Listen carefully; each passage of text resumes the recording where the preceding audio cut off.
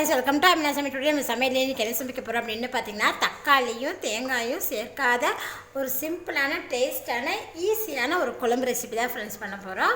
பாருங்கள் ஃப்ரெண்ட்ஸ், இந்த குழம்பு பார்த்திங்கன்னா சாதத்தோடு வச்சு சாப்பிட்றதுக்கு ரொம்ப அருமையாக இருக்கும்.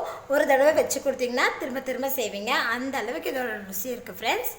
பிகினர்ஸ் கூட இந்த குழம்பு ரெசிபியை ரொம்ப ஈஸியாக பண்ணக்கூடிய மெத்தடில் தான் நம்ம இன்றைக்கி பண்ண போகிறோம். சின்ன வெங்காயம் பூண்டெல்லாம் சேர்த்து தக்காளி தேங்காயெல்லாம் சேர்த்தாமல் ஒரு சிம்பிளான டேஸ்ட்டான குழம்பு எப்படி செய்யணும் நம்ம வீடியோவில் போய் பார்க்கலாம் ஃப்ரெண்ட்ஸ். வீடியோக்குள்ளே பார்க்க முடியும். இது வரைக்கும் Aamina சமையல் சேனல் நீங்கள் சப்ஸ்கிரைப் பண்ணிக்கலன்னா சப்ஸ்கிரைப் பண்ணிக்கோங்க. பக்கத்தில் இருக்கிற பெல் பட்டனை கிளிக் பண்ணுங்கள்.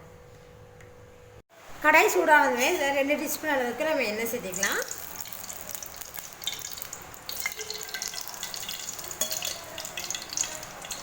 எண்ணெய் சூடானதுமே இதில் 1 டீஸ்பூன் அளவுக்கு கடுகு உளுந்தம் பருப்பு சேர்த்துக்கங்க. இது கூடவே 1/4 டீஸ்பூன் அளவுக்கு வெந்தயம் சேர்த்துக்கலாம். 1/2 டீஸ்பூன் அளவுக்கு ஜீரகம், 1 டீஸ்பூன் அளவுக்கு கடலைப்பருப்பு. இதெல்லாம் எண்ணெயில் பொரிஞ்சதுமே கொஞ்சமாக கருவேப்பிலை பார்த்திங்கன்னா எண்ணெய் நல்லா பொரிஞ்சிருச்சு. இது கூட 1 கப் அளவுக்கு சின்ன வெங்காயத்தை பார்த்திங்கன்னா கட் பண்ணி வச்சுருக்கேன், அதில் சேர்த்துக்கலாம். நான் பார்த்திங்கன்னா சின்ன வெங்காயம் சேர்த்துருக்கேன். நீங்கள் பெரிய வெங்காயம் கூட ஒரு பெரிய வெங்காயத்தை நல்லா பொடியே நறுக்கி சேர்த்துக்கலாம். எனக்கு வந்து சின்ன வெங்காயம் போட்டால் ரொம்ப பிடிக்கும், அதனால தான் நான் சேர்த்துருக்கேன் ஃப்ரெண்ட்ஸ். வெங்காயத்தை சேர்த்துட்டு வதக்கி விட்டுருங்க. வெங்காயம் பாருங்கள் லேசாக வதங்கிருச்சு. இந்த அளவுக்கு வெங்காயம் வதங்கினா போதும். இப்போ இது கூட 5 பல் அளவுக்கு பூண்டு எடுத்துருக்கேன். பூண்டு இது கூட சேர்த்துட்டு வதக்கி விட்டுக்கலாம். ஹை ஃப்ளேம்லேயே வச்சு பூண்டையும் வதக்கிட்டேன். இப்போ இது கூட 2 பச்சை மிளகாய் நீல வாக்கில் கட் பண்ணி வச்சுருக்கேன், அதையும் இதில் சேர்த்துக்கலாம்.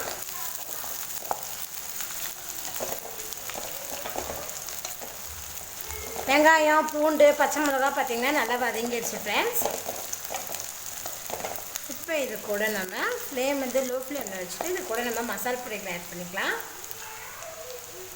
மசால் பொடி என்னென்னு பார்த்தீங்கன்னா 1/2 டீஸ்பூன் அளவுக்கு மஞ்சள்தூள் சேர்த்துக்கங்க.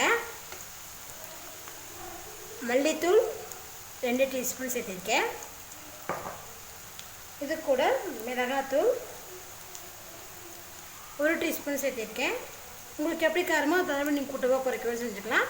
இது கூட வீட்டிலே அரைச்ச குழம்பு மிளகாய் தூள் 1 ஸ்பூன் சேர்த்துருக்கேன். மசால் பொடியில் லோ ஃப்ளேம்லேயே வச்சு 1/2 நிமிஷம் நம்ம வதக்கி விட்டுக்கலாம்.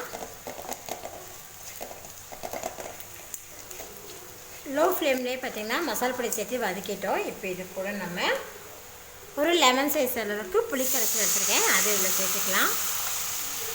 புளிக்கரைசல் சேர்த்துட்டு நல்லா மிக்ஸ் பண்ணி வதக்கி விட்டுருங்க. இப்போ ஃப்ளேம் வந்து ஹை ஃப்ளேமில் வச்சு பண்ணிக்கோங்க. பாருங்கள் புளிக்கரைசல் சேர்த்துட்டு நல்லா வதக்கிட்டேன். எண்ணெய் பார்த்திங்கன்னா நல்லா தெரிஞ்சு வந்துட்டுருக்கு பாருங்கள். இந்த ஸ்டேஜில் இது கூட நம்ம பார்த்திங்கன்னா தண்ணி சேர்த்துக்கலாம்.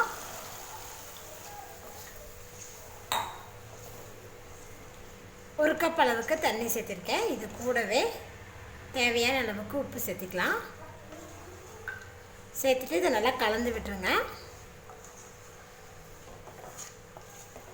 கலந்து விட்டுட்டு ஹை ஃப்ளேம்லேயே இது ஒரு 10 நிமிஷம் நம்ம குக் பண்ணலாம். 10 நிமிஷம் ஹை ஃப்ளேம்லேயே வச்சுட்டேன். குழம்பு பார்த்திங்கன்னா நல்லா சூப்பராக குக் ஆகிருக்கு பாருங்கள். மசாலாலாம் நல்லா வெந்து. இப்போ ஃப்ளேம் வந்து லோ ஃப்ளேமில் வச்சுருங்க. தக்காளி தேங்காய் சேர்த்தாமே இந்த குழம்பு நம்ம பண்ணியிருக்கோம் ஃப்ரெண்ட்ஸ். இது பார்த்திங்கன்னா சாதத்துக்கு கூட செடிச்சா சாப்பிட்றதுக்கு ரொம்ப அருமையாக இருக்கும் பாருங்கள். ரொம்ப சிம்பிளாகவும் டேஸ்ட்டாகவும் இந்த குழம்பு நம்ம ரெடி பண்ணியிருக்கோம் ஃப்ரெண்ட்ஸ். இப்போ நம்ம ஸ்டவ் ஆஃப் பண்ணிடலாம்.